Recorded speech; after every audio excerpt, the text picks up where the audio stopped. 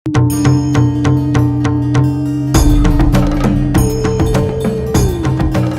आप भी माँ दुर्गा के भक्त हैं या फिर माँ दुर्गा की भक्ति करने की सोच रहे हैं या फिर आपके अंदर भगवान प्राप्ति की कसक है, तो आपके सामने एक ऐसा भक्त लेकर आए हैं जिसके सामने माँ दुर्गा साक्षात 8 अंग सहित प्रकट हो जाती थी। नारायणी नमोस्तुते, ओम काली महाकाली नारायणी देवी, नारायणी नमोस्तुते। दुर्गा जी की उपासना करता था। चूँकि मेरे घर में सारे लोग दुर्गा की ही उपासना करते थे, वही उपासना मैं करता था। और दुर्गा जी का उपासना करने से जो मैं आपको बताने जा रहा हूँ कि दुर्गा जी ऐसे साक्षात 8 अंग सहित ऐसे तख्त पे विराजमान हो जाती थी। और हम उनसे यही प्रार्थना करते थे कि कैंसर था, कैंसर ठीक हो जाए। आज जगत जननी है जैसा सुन रखा था, हमारे गुरुओं ने, धर्म गुरुओं ने हमको बता रखा था कि दुर्गा ही सारी जगत की जननी है। तो हमने कहा हमारे तो भाग खुल गए। ये इतना मतलब किसी को नहीं मिला।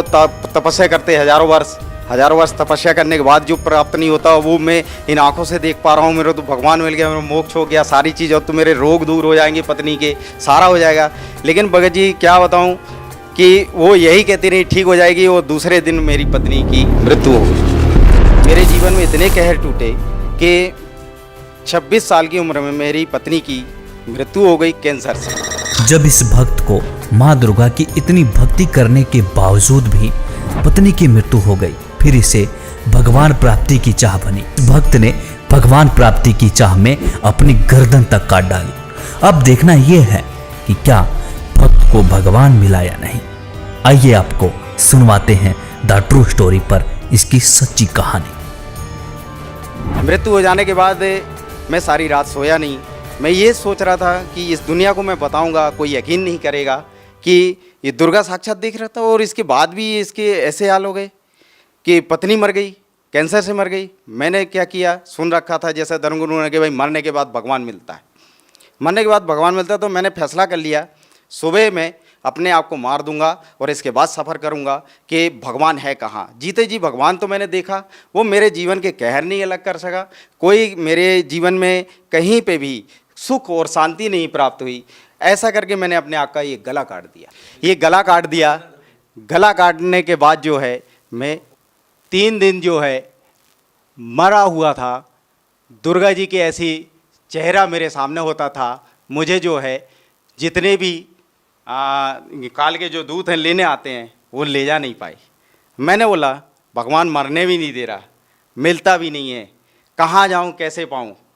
जब ये चीज़ हुई, मेरे प्रश्नों का उत्तर नहीं मिल रहा है, मरने देता नहीं, मिलता है नहीं, भगवान है कहाँ। ऐसा करके जो है मैं प्रश्नों पे प्रश्न मेरे अंदर से उठ रहे थे। फिर हुआ क्या सर जी कि मैं तीसरे दिन जब अपने होश में आया तो मैं बेड पे पाया, हॉस्पिटल में पड़ा हुआ था। मैं बोल रहा हूँ, मेरी आवाज़ नहीं निकल रही है। तो मैं इशारा किया कि मेरी आवाज़ क्यों नहीं सुन रहे। कोई सुनने वाला नहीं, सब देख रहे हैं। एकदम से उन्होंने देखा, अरे इसको होश आ गया, होश आ गया, ठीक है। इसके बाद क्या हुआ, मैंने सोचा कि यार जब इनको सुनाई ही नहीं दे रहा, अच्छा रहा, कौन कितने सवाल पूछते, क्यों तूने गला काट लिया, क्यों ये कर लिया।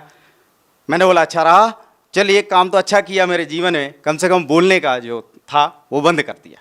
किस किस को जवाब देता मैं। सर हम जीवन में बहुत कम ऐसे लोगों को देखते हैं जिनकी आस्था, जिनकी भक्ति इतने उच्च स्तर पे हो, इतनी आस्था उनकी हो कि भगवान पाने के लिए वो अपनी मौत को भी गले लगाना बेहतर समझते हैं। आपने भगवान प्राप्ति के लिए, भगवान दर्शन के लिए अपना गला काट दिया। आपकी पत्नी की मृत्यु हो गई, जबकि आप कह रहे हैं कि आपको दुर्गा देवी साक्षात नजर आती है, साक्षात दर्शन देती है। बावजूद इसके आपको आध्यात्मिक लाभ नहीं मिले, शारीरिक लाभ नहीं मिले। सर आप क्या कारण मानते हैं कि आपको शारीरिक लाभ नहीं मिले, आध्यात्मिक लाभ नहीं मिले, जबकि हम देखते हैं कि आज के समय में बहुत कम ऐसे लोग होंगे जो आपकी तरह आस्था रखते होंगे। बहुत कम लोग ऐसे होंगे जो अपने जीवन को दांव पर लगा सकते हैं भगवान प्राप्त करने के लिए। सर क्या कहना चाहेंगे, आखिर आपको आध्यात्मिक शारीरिक लाभ क्यों नहीं मिले। सर इसमें ये है, जो आज तक हमारे धर्मगुरुओं ने जैसा हमें ज्ञान दिया, शास्त्र के विरुद्ध ज्ञान दिया, और उसकी जानकारी दी, उसी पद्धति को हमने जीवन में सुना, आचरण में लिया, उसको करते रहे। उसको करने के बाद परमात्मा कहते हैं, बंदी छोड़ सतगुरु रामपाल जी महाराज अपनी वाणी में कहते हैं कि भाई जो तीन देव की करते भक्ति उनकी कभी ना होवे मुक्ति। परमात्मा अपनी वाणी में फिर कहते हैं कि माई मसाणी शेर शीतला भैरव भूत हनुमंत, जो इनको पूजता है हम कोसों इनसे दूर होते हैं। परमात्मा अपनी वाणी में कहते हैं। हमको ये बात मालूम नहीं थी, क्योंकि हमको सच्चा ज्ञान देने वाला कोई गुरु आज तक नहीं मिला। क्या आप ये कह सकते हैं कि संत रामपाल जी महाराज की शरण में जाने के बाद आपकी वो खोज पूरी हुई? बिल्कुल, मैं ये आपको बहुत बढ़िया बात बताता हूँ। मेरे जब ये प्रश्नों का हल नहीं हुआ कि ये भगवान ये नहीं है तो वो परमात्मा है कौन, कहाँ है, कैसे मिलेगा, मैं इस खोज में जब चला तो मेरे माइंड में एक बात आई कि जो सारे जितने चैनल्स हैं, कहीं ना कहीं कोई तो गुरु होगा जो इस संसार के विषय में, इस भगवान के विषय में जानकारी दे रहा होगा। ये प्रेरणा हुई मेरे अंदर ऑटोमेटिक, पता नहीं क्यों। मैंने फिर सारे चैनल, सुबह से बैठता था, दिन के 6-7 बजे जो है मैं बैठ जाता था और 11-12 बजे तक मैं चैनल देखता था, सत्संग सुनता था, देखता था। कोई राम की कथा सुना रहा है, कोई विष्णु जी को बता रहा है, कोई जो है कृष्ण जी को लीला बता रहा है, लेकिन कोई इसके आगे की कोई कथा ही नहीं बता रहा है। जब नहीं बता रहा तो मैं उनको फिर मोल्ड करते जाता था, मतलब उनको चैनल चेंज करते जाता था। नहीं मिलता था, थक जाता था, दोपहर में खाना खाता, फिर सो जाता। 3 बजे फिर उठता, शाम के 6 बजे तक चैनल देखता मैं। चैनल देखने के बाद वही कोई राम कथा, कोई कृष्ण जी की लीला बता रहा, वो गोवर्धन पर्वत उठाए, इसके आगे कोई ज्ञान ही नहीं, कोई नहीं। कोई हनुमान जी की उपासना बता रहा, आप ऐसा कर लो, ये हनुमान जी ऐसा चमत्कार कर देंगे, हनुमान जी पूर्ण परमात्मा है कलयुग में। मेरे को ज्ञान ही नहीं समझ में आ रहा है, कोई हनुमान जी को भगवान बता रहा है। फिर हुआ क्या कि मुझे जो है ये प्रश्नों का उत्तर एक दिन जो है बंदी छोड़ सतगुरु रामपाल जी महाराज जी का चैनल देखा। उसमें बंदी छोड़ सतगुरु रामपाल जी महाराज जो है दुर्गा कैसे पैदा हुई, कहाँ से इसकी उत्पत्ति हुई, ये सदग्रंथों में प्रमाण करके सब कुछ बता रहे थे। और जैसा मैंने उनका ज्ञान सुना, मेरे तो पैर तले से जमीन ही खिसक गई कि ऐसा अनमोल ज्ञान, हे परमात्मा आप तो ऐसा अनमोल ज्ञान बता रहे हैं मालिक। मैं कहाँ खोज रहा था परमात्मा, आप तो यहाँ मिले मालिक मुझे।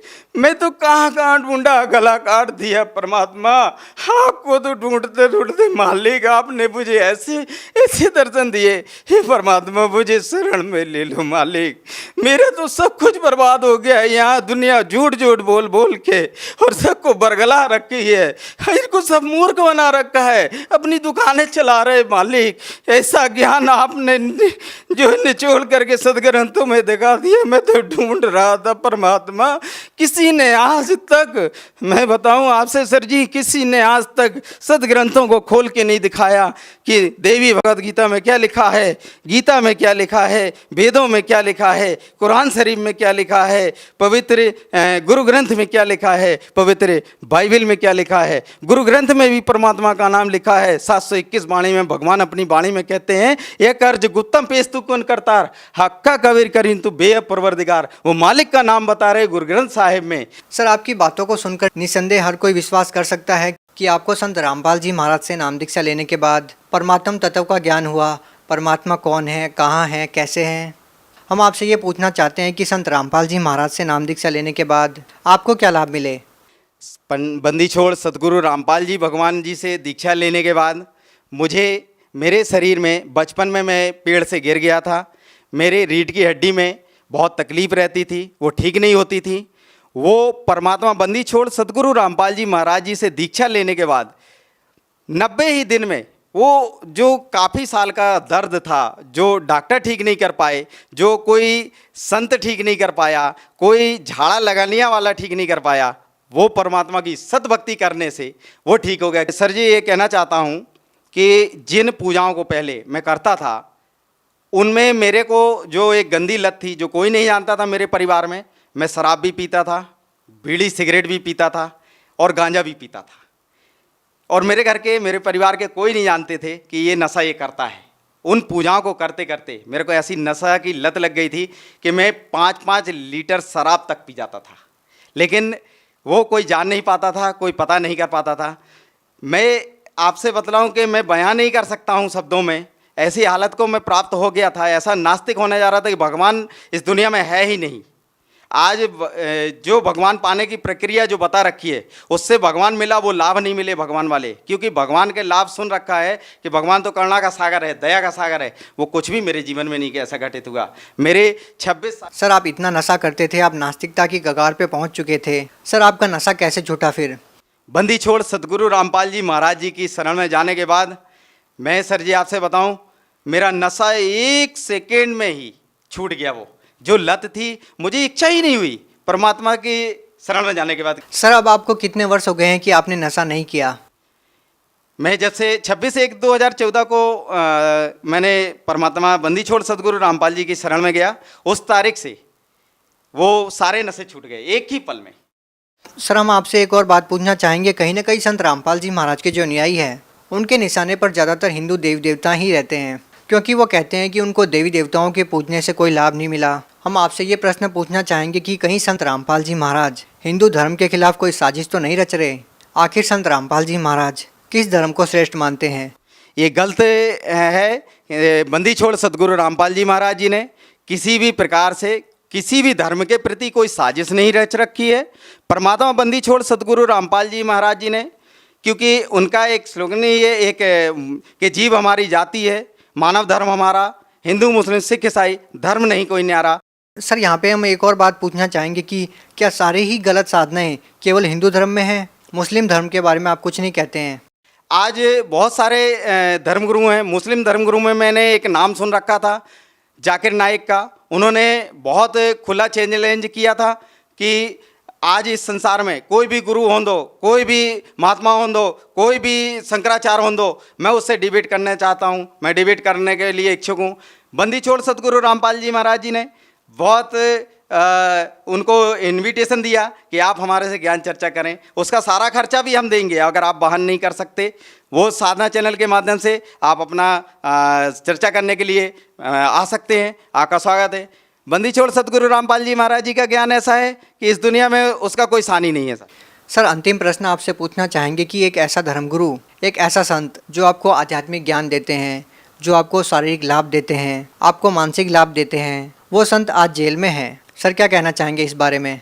सर ये बहुत शर्म की बात है। आज ऐसे संत जो संसार में नशा, दहेज प्रथा, ऐसी कुरीतियाँ जो सारे समाज को एक अज्ञानता में बांधे हुए हैं, ऐसे संत को जिसने आज सारे संसार में नशा मुक्त, बिना किसी दवाइयों के, बिना किसी ट्रीटमेंट के, उनके जितने भी शिष्य आप देख लीजिएगा, कोई नशा नहीं करता मिलेगा, कोई दहेज लेते नहीं मिलता है। आज सत भक्ति करते हैं सारे, किसी भी प्रकार से कोई भी किसी भी प्रकार का नशा में सहयोग तक नहीं करते हैं। ऐसे संत को आज जेल में डाल रखा है, ये बहुत शर्मनाक बात है। और आज संसार में ऐसी बात कोई नहीं बोलना चाह रहा सत्य की, जो जगत गुरु तत्वदर्शी संत रामपाल जी महाराज जी ने बताया, उनके ज्ञान को आज समझने तैयार नहीं है। खासकर ये भारत सरकार से कहना चाहता हूँ कि शर्म करना चाहिए। ऐसे उद्धारक संत जो समाज को एक जो है सत भक्ति करा के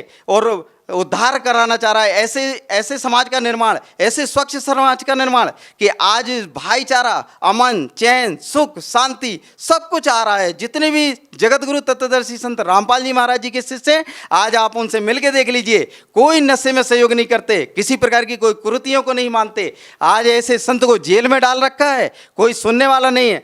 आज मैं भारत सरकार से ये प्रार्थना करना चाहता हूँ हाथ जोड़ के, ऐसे संत जो समाज उद्धारक हैं, जगत गुरु तत्वदर्शी संत रामपाल जी महाराज जी को बहुत जल्द से जल्द बाहर लाएं, उनको जेल से निकालें और उनका चरण वंदन करके अपना उद्धार कराएं और मानव समाज में सहयोग करें, एक स्वच्छ मानव समाज बनाने में सहयोग करें। सर आप भगत समाज को क्या संदेश देना चाहते हैं जो आज देवी देवताओं की पूजा करते हैं, नकली धर्मगुरुओं के जाल में फंसे हुए हैं, या ये कहें कि कहीं ना कहीं नशे की गिरफ्त में है, उन लोगों को आप क्या कहना चाहेंगे? सर भगत समाज को मैं प्रार्थना करता हूँ, हाथ जोड़ के दोनों हाथ से प्रार्थना करता हूँ, जिस भगवान को ये सारी दुनिया ढूंढ रही है, वो परमात्मा, पूर्ण ब्रह्म परमात्मा संत रामपाल जी महाराज जी के चोले में आज इस धराधाम पे बैठा हुआ है। सभी भक्त समाज और जबलपुर एमपी से, जैसा मैंने बताया, मैं ग्राम सुंदरपुर से हूँ, उससे ग्राम सुंदरपुर से लगे हुए 10 गांव हैं, उन सभी भोली पुण्य आत्माओं से मैं प्रार्थना करना चाहता हूँ, एक बार संत रामपाल जी महाराज जी के मंगल प्रवचनों को सुने, उस ज्ञान को सुने और संत रामपाल जी महाराज जी से बहुत जल्द से जल्द दीक्षा लेकर के अपने जीवन का कल्याण कराएं और मोक्ष प्राप्त करें। जी धन्यवाद। सत साहिब।